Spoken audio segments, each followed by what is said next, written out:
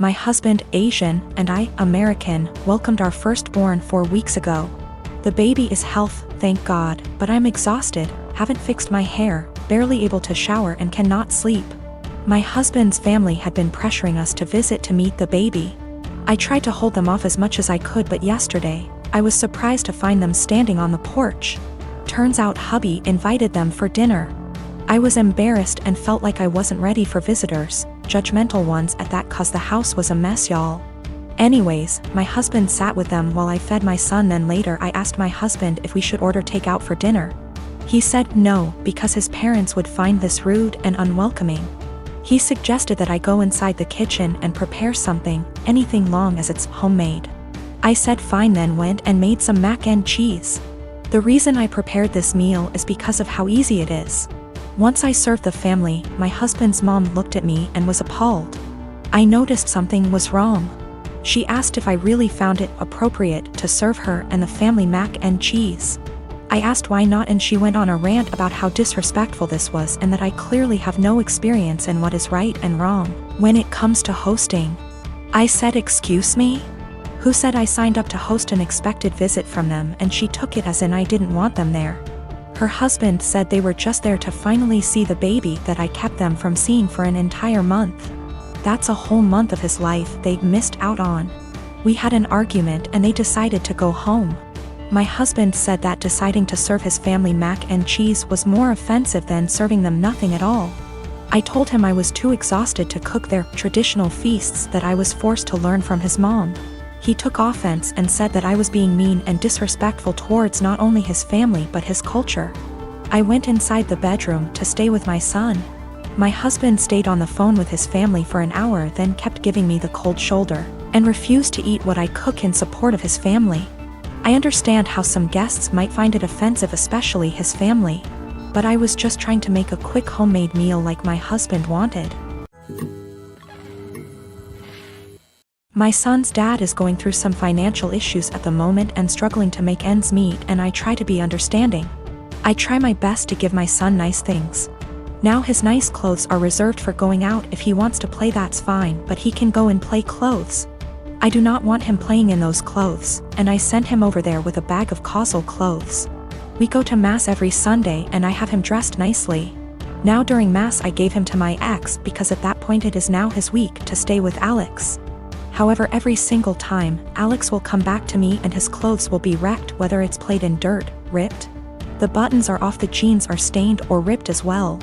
I've thrown out multiple shoes because my ex will not have him change into the play clothes that I sent him in and just let him play in the nice clothes. I do not have him like this all the time. I don't have him dressed dressy or in his nice clothes all the time, just when we're going to something important. Most of the time he's in stuff that he can play in, and comfortable clothes. It's not like I have him in that all the time to where I'm always stopping playtime to change. At this point I'm so over the nice clothes being ruined because he refuses to dress him and play clothes for whatever reason. So before mass ends I will have my son take off the nice clothes and dress in casual clothes. I've been doing this for about 2 months now, and it has helped my bank account a lot to not have to spend a fortune whenever they get wrecked. I'll also point out that I tell him this multiple times, every single time he brings him back with nice clothes being ruined.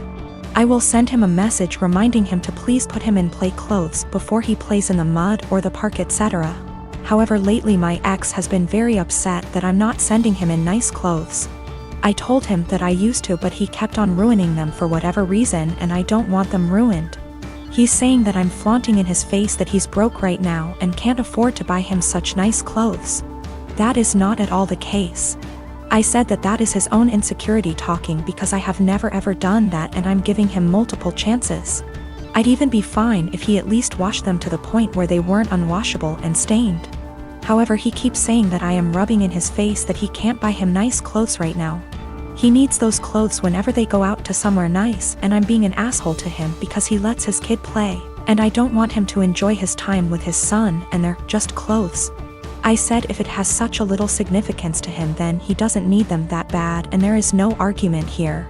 He's pissed at me. I told her to a couple of my friends and family and they agree that I'm the insensitive to his situation. My husband doesn't like to go out much. It's not something that I've ever faulted him for or been mad at him about. We've never gotten in fights about it till now, and it's something he told me up front when we had first gotten in the relationship 4 years ago. I'm never going to be the kind of person that likes to go out a lot. I just want to hang out at home. And I of course said that it was fine because that's not a flaw to me, it's just a character trait. I used to suffer from depression due to a lot of traumas in my life. I found it really hard to go outside at all, and especially alone. I missed out on a lot of experiences because of this. In our first year of dating, he got me to have more confidence in myself, so I stopped hiding. I got a therapist and have been on a wonderful little antidepressant. We got married 1 year later and I'm still happier than I have ever been, and I'm incredibly grateful to have him in my life. That hasn't changed one bit. Now, I know that this isn't what he does. I know that he doesn't stay inside because he's depressed, it's because it's in his nature to be a house cat. And like I said, I'm still fine with that. Lately he's not okay with me doing this, though. If I ask him if he wants to see a movie with me and he said no, or the more common, I don't know, maybe, I'll usually ask him 2 more times, and then if he still says no, or maybe I'll go by myself. It's the same with going out to dinner, taking little classes, etc. We had fun with this at first. I would come home from doing the thing and then I would excitedly tell him what I'd done and the people I'd met. He'd happily listen and hug me and kiss me on the forehead. It was a really beautiful thing. At one point we called it My Little Adventures, and I would take Polaroid pictures and show them to him and then hang them on the kitchen wall. It was a seriously beautiful point in our relationship, and the times that we would go out and take Polaroids together were some of the happiest times in my life. I even made it a point to have us go to things that he liked to do. It was great. It was seriously so great. About 2 years ago I asked him, "Hey, I've been really passionate about learning a language and eventually going to this language's place of origin. Do you want to study it with me and then go there too?" And he said no to the language, but maybe to going with me. Cut to now, and I'm pretty good at this language. I decided about 4 months ago that I am going to this place. I asked and he would still like to come with me, and he said no and got kind of upset that I had learned this language without him. "You're the one that's going to know anything. There's really no point in me going." I was kind of taken aback because during the process he was really supportive. I didn't really push it, but I apologized and went somewhere else to clear my head about things, and we were fine later on that day. I bought the tickets for me and my mother to go to the place about 4 weeks ago, and ever since then, things have been really tense. If I ask him to do minor things, like come to the grocery store with me, he gets a bit of an attitude. I can tell that he knows this is ridiculous though, because he'll say sorry almost immediately and be sad and quiet the rest of the time. I've tried to talk to him about what's bothering him, but he keeps either saying that it's nothing and he doesn't want to talk about it, or will tell me not to press it and then get mad and leave. I don't know what to do at this point. Our relationship has been so great, but I can feel things being strained. I can feel him kind of slipping away. I don't know what to do. I thought about buying him a ticket to the place anyway and surprising him, because I really would love it if he could go with me, and I know for a fact it's somewhere he's always been interested in. But I also don't want to force him, because I hate forcing people to do things. However, I also don't want to stop having these experiences for myself just because he doesn't want to.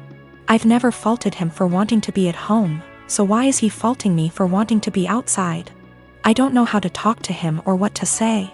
If I have to stop doing things, then I guess I will. But I also feel bad for having to stop, but it's not worth getting a divorce over or having things escalate that bad. I just don't know what to do or where to go from here. We had a bit of a long talk. I'm kind of a mix of exhausted, drained, and excited now. He said he feels like he's drowning in my success. I said I would learn a language, and I did it. I said I would lose 180 pounds, and I did it earlier in our relationship and got the skin surgery. I have a pretty stress-free job, and it's getting to him. He's been trying really hard to just be happy, but it's hard.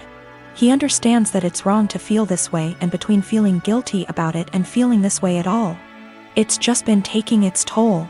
He also has a skin condition that makes him feel cautious of going outside, especially in another country. I never thought this would be the problem, because he's always acted as though it's not a bother to him at all and he doesn't care. He's going to keep trying though. And to seek therapy independent of me because he thinks that he also may really be suffering from depression. Now, I have to say that we do have communication problems. Our friendship, 2 years before dating, started off long distance in Anmork, so we're still kind of better with text talking than out loud speaking. Sometimes we have a hard time saying when things are bothering us out loud. So we'll text it out and then read off of that text because we find it hard to verbalize, and sometimes we just take things harder than we should. We've agreed to go to marriage counseling and we're making an appointment together tomorrow, so there are good things afoot. For more good news, he's agreed to go on vacation with me and my mother. I messed up in this, too. I like to think that hearing maybe or other apathetic answers instead of just yes or no didn't bother me, but it did. And sometimes, as some people pointed out, I would get kind of passive-aggressive about it. I'd ask him simply because it meant that I tried at times. I'm not proud of it, but it happened. I'm going to work on that more in myself as well. I'm 23. I've known I was adopted all along. For whatever reason, I became obsessed with learning more about my birth parents at age 13. I was told all my life that my parents met both of my birth parents before I was officially adopted. My mom was white from South America and my dad was white from Italy. They specified these two locations to explain why I had tan skin.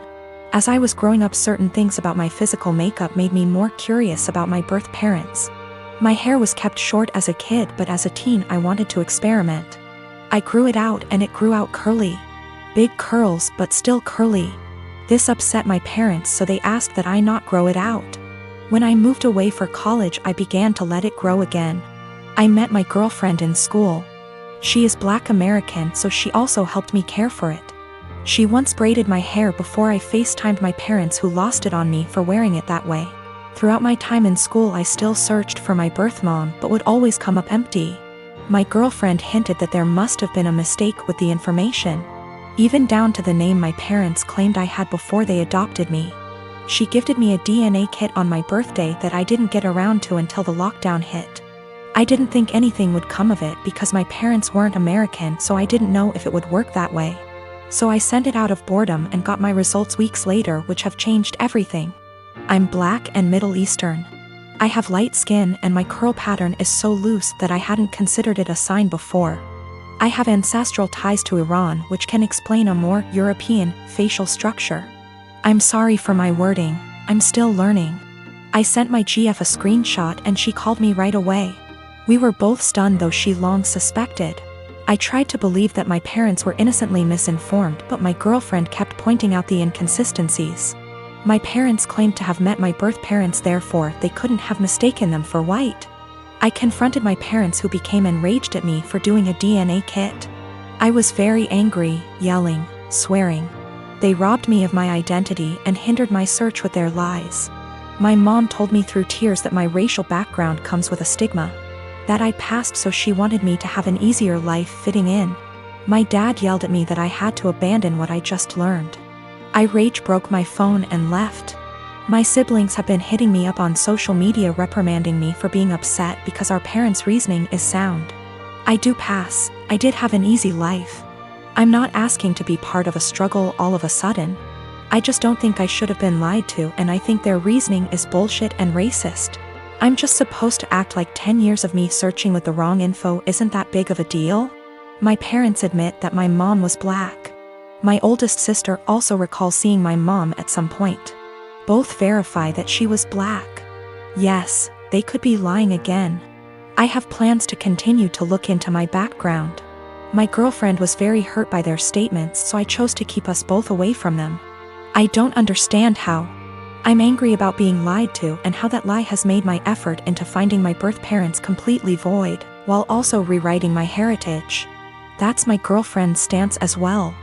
I'm tan enough that going to an all-white school still got me called slurs. Whatever issues my parents were trying to shield me from, it didn't work. Maybe this is a lie that I bought into alone. 2 of my siblings are trying to be supportive. I deactivated my Facebook and unfollowed some people on Instagram. I can't entertain the argument that I should forgive my parents and move on. I'm not there yet.